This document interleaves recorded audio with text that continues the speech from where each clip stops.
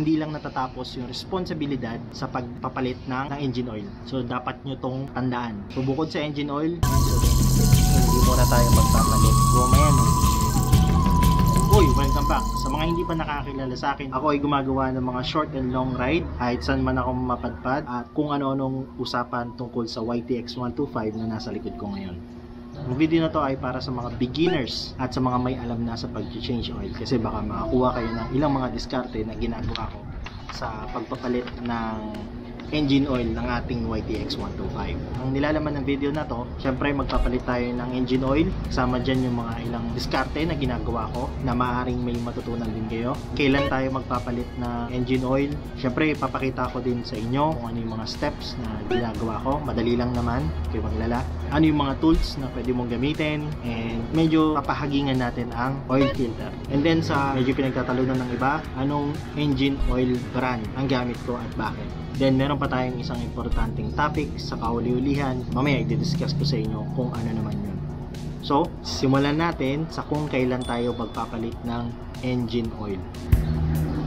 So, sa mga may bagong YTX pa lang o nagbabalak pa lang magkaroon ng YTX, ang unang recommendation sa manual ay 500 kilometers tapos maglalagay ka na ng engine oil. So, susundin muna natin kung ano yung nasa manual ng ating YTX 125.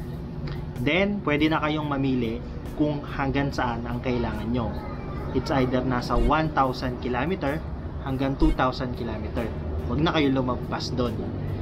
Yung iba, ang ginagawa nila ay nagpapalit sila every 1 month. Well, para sa akin, mas okay na yung kalkulado yung takbo ng YTX ko para alam ko kung kailan talaga ako magpapalit. Kasi hindi mo alam, baka sa loob ng isang buwan, mas mahaba yung biyahe mo o hindi naman naabot ng 1,000 km yung biyahe mo, so sayang naman din yung pera. So kaya sinet ko yun sa akin ng 1,000 km. So doon ka lang magpapalit ng range. It's either 1,000, 1,500 o 2,000. Nasa sayo yun.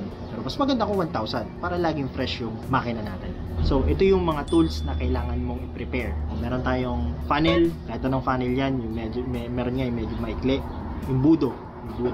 Tapos kailangan mo ng 17mm wrench. Tapos, kailangan mo din ng, syempre, yung mismong engine oil mo. Engine oil brand na gusto mo. So, sa akin, eto. So, bago natin simulan, bukod sa preparation nyo sa mga gamit, i-prepare nyo muna tong motor nyo. Ano bang preparations doon? Kailangan malamig muna yung makina. Huwag kayong magpapalit ng engine oil nang hindi malamig ang makina. Masama yun. Kailangan malamig. Tapos, kailangan stable yung pinagpapatungan niya. Pantay. At naka-double stand. Para pantay yung pagbaba ng makina dun sa drain plug natin. Once na okay na, malamig, at pantay yung pinagpapatungan niya, simulan na natin tanggalin yung drain plug. Gagamit tayo ng 17mm span wrench. Palagi niyong tandaan, kapag nagpapalit, kailangan malamig yung makina. Bakit? Kasi kapag mainit ang bakal, expanded ang bakal. So, ibig sabihin, yung tatanggalin natin, drain plug or drain bolt, drain plug ako ng drain plug, drain bolt ay masikip. So, pag mainit ang makina, mahihirapan tayong tanggalin at may chance na maputol yung drain bolt. So, ang mangyayari, may stuck yan. Malaking problema yon. Hindi natin mabubuksan. Papabarena pa natin yan. So, hassle pa. Yung thread, yung pagka-thread niya, yung locking mechanism niya, dahil sa mainit ang makina, malambot, ay may stuck, nasisira. So, kailangan talaga malamig yung makina. Yun yung explanation kung bakit kailangan malamig.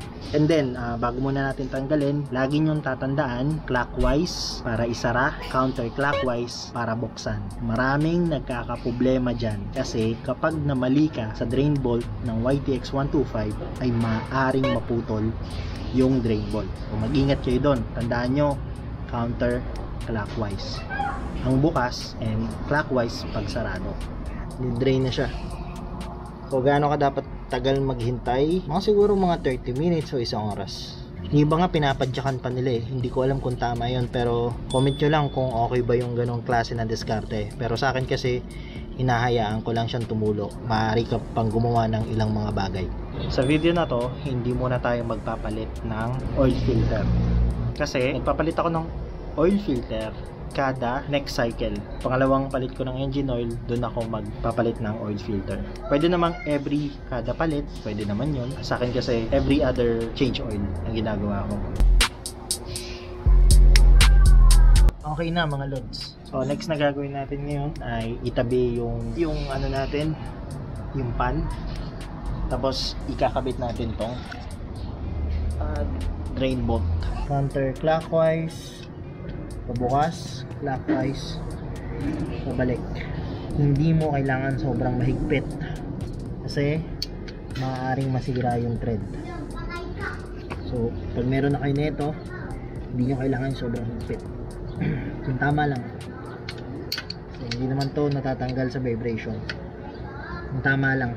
Kasi pag hinigpitan nyo yung sobra, yan, okay na yan. Pag hinigpitan nyo ng sobra, mapupwersa nyo yung drain bolt. Sa YTX group, sa Facebook, may nasisiraan ng drain bolt dahil nasobrahan ng higpit. Sa mga malalakas dyan, hinahinay lang. Tara, so na-drain na natin yung engine oil. Kukunin naman natin yung engine oil brand na gusto nyo. Tapos, lalagay na natin yung engine oil. Sa akin, medyo mahaba-haba. Siguraduhin nyo lang na malinis to para walang foreign object na pumasok dun sa makina nyo. Sa akin, malinis naman. So, kailangan nyo siyang buksan dun sa part na yan. Ayan. Ayan. Dahan-dahan lang. Then, ingatan nyo tong goma na to. Ito, nakita nyo to? Goma yan eh. So minsan yung iba nakakaligtaan nila, natanggal. So ingatan nyo yan. May goma dapat yan. So doon tayo sa malinis sa surface. Sa akin dito ko nilalagay. As long as possible, kailangan walang foreign object. Ilagay natin yung funnel natin. Tapos tsaka natin lagyan itong engine oil na napili nyo. Ang binibili ko na amount ng engine oil ay 1 liter. Yung iba, ang binibili lang nila ay 900 ml. Pero sa karanasan ko kasi, nung drainain ko yung engine oil sa motor, gumamit ako na 900 ml. Naramdaman ko pa rin yung vibration na kulang sa engine oil. Kaya palagi na lang 1 liter ang binibili ko. Kasi nung nag 900 ml ako, parang nakulangan. Sabi nga nila, di bali ng sobra, wag lang kulang. Pero hindi ibig sabihin nun gagayahin nyo ako. Pakiramdaman nyo yung motor nyo. Kasi iba-iba tayo ng case. Yun ang malaga. Pakiramdaman nyo yung motor nyo.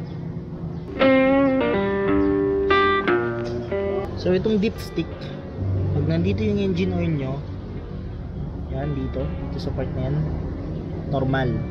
Dito, medyo kulang. Dito, sobra. Siguraduhin nyo na hindi nalaglag yung goma na sinasabi ko sa inyo. Kasi magkakalik pag hindi na ibalik. Tapos na ba tayo? Hindi pa. Kasi para mag-circulate yung oil na ating makina, ngayon ay kailangan nating paanda rin saglit. 10 seconds lang.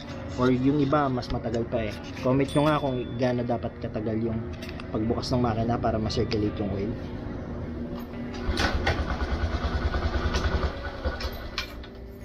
Hindi lang doon natatapos, kailangan nating asikasuhin itong used oil na nagamit natin.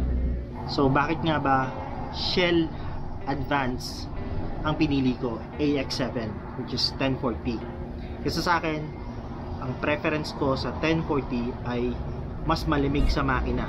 Sabi nga, pag mas mataas, mas mababa yung number sa unahan, which is 10, ay mas malapot yung oil.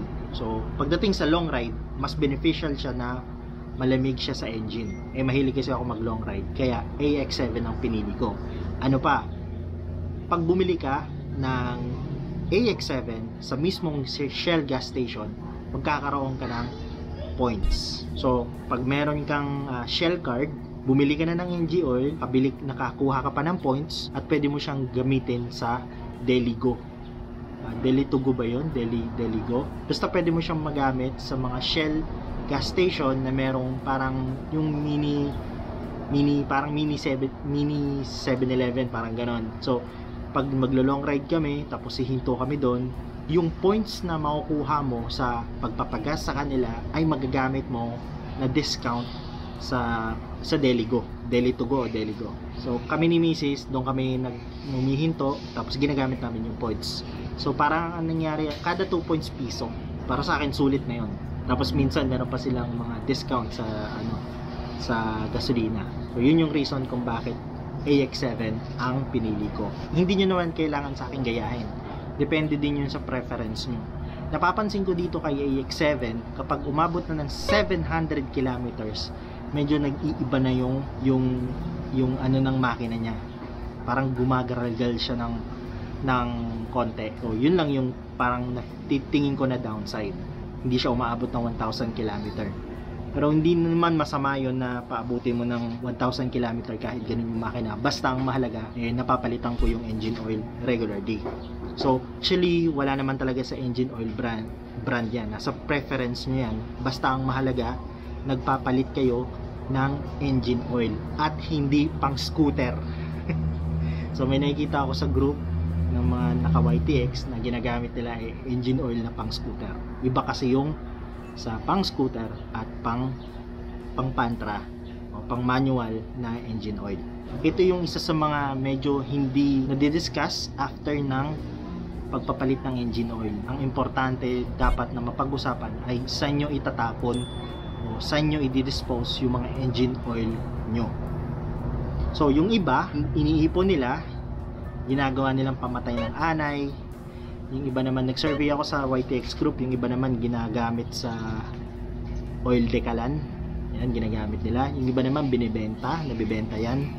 At yung iba naman ay binibigay sa gasoline station. Sa mga baguhan dyan, especially sa mga newbies na gustong magkaroon ng YTX o nagbabalak o nakabili na ng YTX, hindi po yan tinatapon kung saan-saan. Hindi nilalagay sa ilalim ng lupa, hindi yan sinasama sa truck ng basura, not unless kung may alam kayong kung yung LGU nyo may designated na facility para sa mga used engine oil. Kunwari dito sa barangay namin wala namang binanggit na ganun. So ang pinaka solution ko ay pumunta sa Shell na tumatanggap ng mga used oil. So nagtanong-tanong ako sa mga gasolinahan, local gasoline dito, hindi naman masyadong branded, at napansin ko nga medyo wala silang depositohan ng mga used engine oil. Tumatanggap ba kayo ng used oil? Hindi. Sige, thank you. Hindi. Sige po, thank you. Wala kayong deposito. Sige, thank you. So buti na lang, kudos kay Shell, kumpleto sila, pati used engine oil ay kumukuha din sila. Umaano po ba kayo ng used oil? Tumatanggap kayo, nagpapadeposit kayo ng gamit na engine oil? Pwede. Okay. Ayun pala. May imbakan sila dun. Good job, Shell.